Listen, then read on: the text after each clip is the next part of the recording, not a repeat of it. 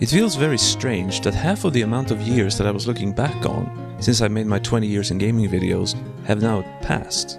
It's now been 30 years, and I'm going to make a bigger effort this time than 5 years ago, I promise.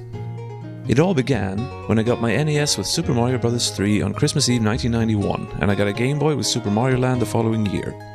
I had 7 NES games and 2 Game Boy games, but my friend up the road had a bunch more NES games, so I got to play many of the classics during that time. And I'm still grateful to my mother for getting me a Game Genie, as I had, and still have, problems with frustration, and being able to cheat allowed me to just have fun, although it did become a crutch later on. With no new NES games and the console experiencing malfunctions, a couple of years passed without much gaming at all, other than my trusty Game Boy of course. But then I happened to find a winning lottery ticket with 100,000 Swedish crowns on it, and getting a computer out of the whole thing, I was introduced to FPS and RTS games, which took up most of my time during this era. Because I never got a new PC, I couldn't play Counter-Strike like the other guys at school. I did play Counter-Strike, but not Counter-Strike. But that didn't matter much when I was introduced to emulation, which I at first used to relive my NES games, but then took the opportunity to expand and get emulators and games for most any console and handheld that I could, given my PC's power. Here I got started in RPGs with Super Mario RPG and the 2D Final Fantasy games. But when browsing for games, I stuck to PAL and US versions. This is also where I got my first PlayStation. Then I was introduced to this little thing called income, and I started buying more games and consoles. First a PS2, then DS, I got a Wii when it was new, I got a new laptop which allowed for PlayStation emulation finally, Xbox 360 gave me a taste of then and next gen, and I was keeping up with new releases and news, especially E3.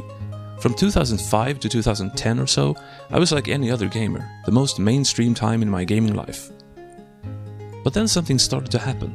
Gradually I lost interest in many of the new games coming out, and I started feeling like I didn't have as much in common with my buddies that I watched E3 with anymore, in the way that they would get excited over say 10 games, and I would over maybe 2 or 3. Around this time I bought my twin Famicom and a few games. I was going retro more and more. Super Mario 3D World and Grand Theft Auto 5 were the last 2 games I bought on launch day in an excited fashion. On the other hand, I've always been the kind to get on boats late, so to speak, and during the later stages of this era I finally got around to Silent Hill 2, Bioshock, Spec Ops The Line and the Yakuza series for the first times. All great experiences. With my first trip to Japan in 2014, I increased my Famicom and Super Famicom collections considerably, and that continued for a few years as I dove into their libraries and found a lot of games. Although I did over-focus on platformers initially, as was reflected in my Famifun lineup. Even though it started before, here my Yakuza fandom peaked in 2017 I would say. Then after I got home from living in Japan and played 6 and Kiwami 2 in English, I felt burnt out. And considering that 5 and 6 were both disappointing to me story-wise, I've let go of that series now, and I don't really have any plans to play Like a Dragon. This kind of thing happens though. Back in 2007 or so I counted Tony Hawk as one of my favorite game series, but that passed. Final Fantasy has been dead to me apart from remakes since shortly after 10. And I took a hiatus from Resident Evil with 5 and 6, though it came back with Revelations and the recent remakes. I haven't played 7 or 8 yet.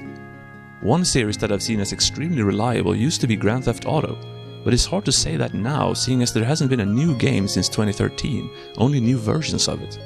And judging by the state of the trilogy remasters, can I even expect greatness from Rockstar anymore? I call this age the Japanese age, partly because I almost only bought Japanese versions of games, and Japanese exclusive games. But I kinda want to give it an alternative title, the interesting age. Because as I've veered away from playing mostly platformers, I've come to play many games that I would describe as different or interesting. The seed to that was planted when I played the sound novel Otogiriso in 2017, when I was still learning Japanese. The only games remotely like that I've played before were games like Shadowgate or Police Quest, but this was still different. And that feeling of, ooh, this is interesting, has been more enjoyable to me lately than the excitement of playing a platformer, at least in general. It's not like I never play platformers anymore, or have given up on them or anything, but I also feel like my patience and threshold for frustration is changing again.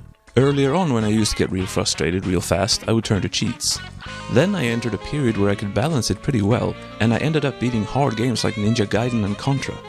Now I'm feeling more frustration with action games again, but not just in the way that it's difficult, but also because I don't want to waste time as much anymore.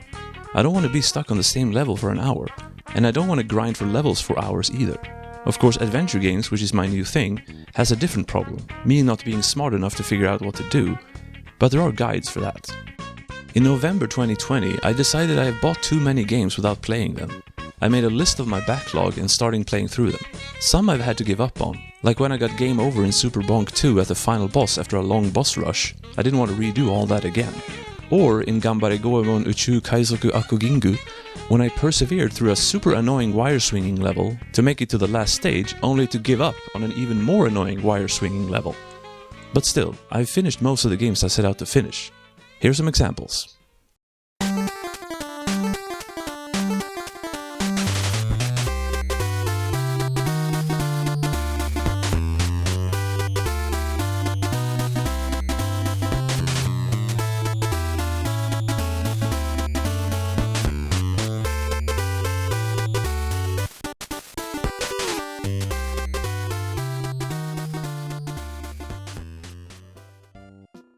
One downside to this Japanese or interesting age, however, is that since I'm now so into Japanese obscurities and so detached from regular gaming, it's become harder to find people to talk about games with, even online. Hardcore Gaming 101 might be the best site I know for obscure games, but it's not the best forum. And I also have a tendency to kill topics by participating, unfortunately. I feel like I've turned into a bit of a gaming snob, as well as a weeb over the last 10 years.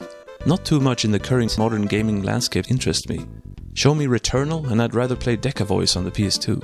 Show me Deathloop and I'd rather play Love Quest on Super Famicom. I don't play online and the service games based on multiplayer are not something for me. But I'm not exclusively a retro gamer, and I don't just play Japanese games, but it is usually there that I find the more interesting games is all, even though they certainly also have their own tropes and typical things.